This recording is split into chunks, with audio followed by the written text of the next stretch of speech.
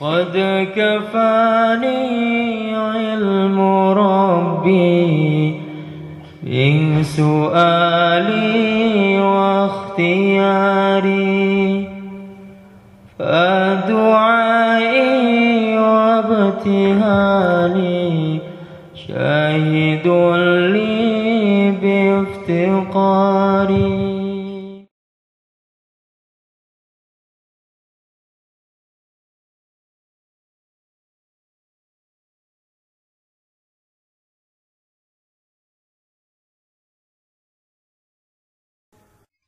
وخرج البيهقي بإسناد لا بأس به إن شاء الله عن جابر بن عبد الله رضي الله تعالى عنهما أن رسول الله صلى الله عليه وعلى آله وسلم قال أعتيت أمتي في شهر رمضان خمسا.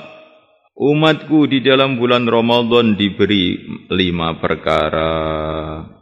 Lam yu'tahunna nabiyyun qabli, yang tidak diberi 5 perkara itu seorang nabi pun sebelumku.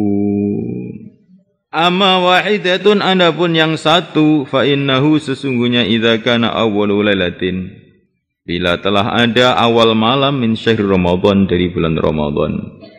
Nadarallahu azza wa jalla ilaihim, maka Allah memandang azza wa jalla ilaihim kepada umatku, maksudnya memandang dengan kasih sayangnya gitu.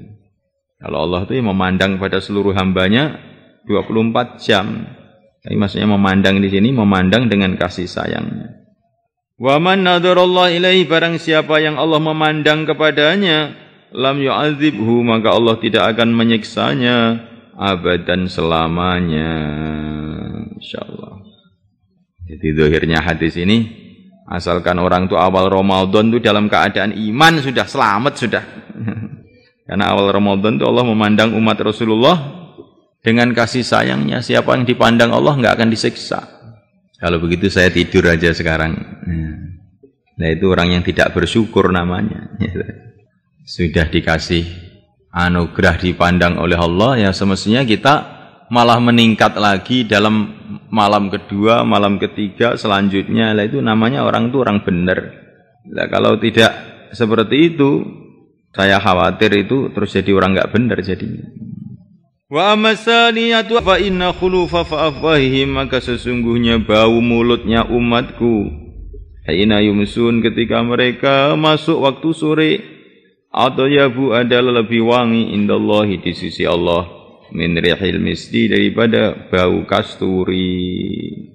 Ini ada orang yang ahli olahraga, petinju besar, Mike Tyson, maka kebanggaan dia, kesenangan dia ini kalau melihat teman bermainnya yang berpeluh keringat, mandi keringat, yang mungkin baunya juga enggak enak, tapi memang dia ini olahragawan, petinju, maka melihat orang seperti itu dia ini merasa senang. Ini seorang pendekar yang hari-hari latihan pencak silat, maka dia ini kalau melihat ada pendekar yang bisa bergulung-gulung, jungkir balik di rumput, jungkir balik di lumpur, gelepotan lumpur karena latihan, mencolot sana, mencolot sini, maka dia ini melihat itu dengan gembira. Tapi kalau ada pendekar yang bajunya bersih, pakai parfum, ini apa ini? Ini banci, ini boleh pendekar banci. Ya enggak senang. Ini saya ini ingin ada gambaran bagaimana bau mulutnya orang puasa itu di sisi Allah lebih wangi dari minyak kasturi. Itu maksudnya bagaimana? Jadi orang puasa ini karena orang yang memang betul-betul meninggalkan nafsunya, syahwatnya, makannya, minumnya semata-mata karena Allah, sehingga yang tidak enak dari orang yang berpuasa ini, bau busuk orang berpuasa ini di sisi Allah itu sangat berharga. Karena ini kekasih Allah gitu loh. Kamu renung. Dan ini wali-wali Allah yang hatinya jernih itu bisa merasakan. Walaupun orang itu pakai minyak wangi, tapi kalau dia maksiat langsung dia muntah. Ada wali-wali itu kayak begitu. Sebaliknya walaupun orang itu tidak pakai minyak wangi, tapi dia ini ahli taat, perasaannya itu wangi aja. Ya ada orang-orang seperti itu karena wali-wali Allah itu kuntu sam'ahu alladhi yasma'u bihi wa basarahu alladhi yubsiru bihi. Saking menyatunya kepada Allah SWT, tawajuhnya kepada Allah itu sehingga yang dicintai oleh Allah dicintai mereka. Yang dibenci oleh Allah dibenci mereka.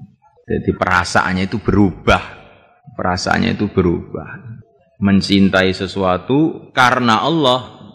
Pertama kali secara akal, tapi lama-lama jadi memang terbuka seperti itu dari hatinya. Jadi melihat kemaksiatan itu jadi perkara yang sangat busuk, melihat ketaatan itu jadi perkara yang sangat wangi. Memang sudah tampak di matanya begitu itu saking bersihnya. Wa amma salisatu adapun yang ketiga fa innal malaikata sesungguhnya para malaikat tastaghfirahu memintakan ampun untuk mereka. Fi kulli yaumin wa lailatin dalam sehari semalam. Insyaallah. Wa amar rabi'atu adapun yang keempat fa innallaha azza wa jalla ya'muru jannatahu. Dia memerintahkan surganya fa yaqulu la maka dia mengatakan kepada surga ista'iddi. Siap-siaplah kamu. Wa tazayyani dan berhiaslah kamu. Li'ibadi untuk hamba-hambaku. Ausyaka yang hampir-hampir ayastarihu mereka beristirahat min ta'abid dunya dari kesusahan dunia ila dari kepada negeriku maksudnya surga wa karamati dan kemuliaanku. Wa amal khamisatu adapun yang kelima fa innahu sesungguhnya idza kana akhiru lailatin bila ada akhir malam dari Ramadan, ghufira lahum maka diampuni lahum untuk umatku jami'an semuanya. Wa qala rajulun maka berkata seseorang min qanal qaumi dari kaum para sahabat, ahia lailatul qadar, apakah itu lailatul qadar? Hari di mana semua diampuni itu apa lailatul qadar? Wa qala maka baginda mengatakan la bukan. Lailatul qadar lain lagi. Alam tara apakah kamu tidak melihat ilal umal kepada pekerja-pekerja ya'malun yang mereka kerja. Wa idza faragu bila mereka telah selesai min amalim dari kerja mereka. Wufu ujurahum maka mereka dipenuhi ujurahum opah mereka. Ya, kita ini senantiasa berharap. Jadi kalau Ramadan itu betul-betul kita tunaikan haknya ya. Akhir Ramadan itu kita sudah otomatis akan diampuni. Tapi apakah kita ini sudah menunaikan haknya Ramadan itu? Puasanya, tarawehnya, tahajudnya, meninggalkan maksiatnya. Ya kita berharap. Di samping berharap ya takut. Orang iman itu senantiasa berharap. Karena rahmat Allah enggak ada batasnya. Senantiasa takut. Karena kalau Allah itu akan menyalahkan kita ya ada aja salahnya. Nah, baginda Nabi itu mengatakan kalau Allah akan menyiksa seseorang gara-gara gerakan jarinya ini, tentu akan disiksa oleh Allah. Kamu itu maunya ngaji di situ, kamu ngaji. Terus main-main dengan jari gini. Saya marah nggak kira-kira? Lah kita ini di depan Allah, kita ini bergerak sesuatu yang nggak ada gunanya itu, kalau memang Allah mau nyiksa juga sudah jadi sebab siksa. Jadi kalau Allah mau menyiksa hambanya itu ya punya 1000 alasan, jutaan alasan.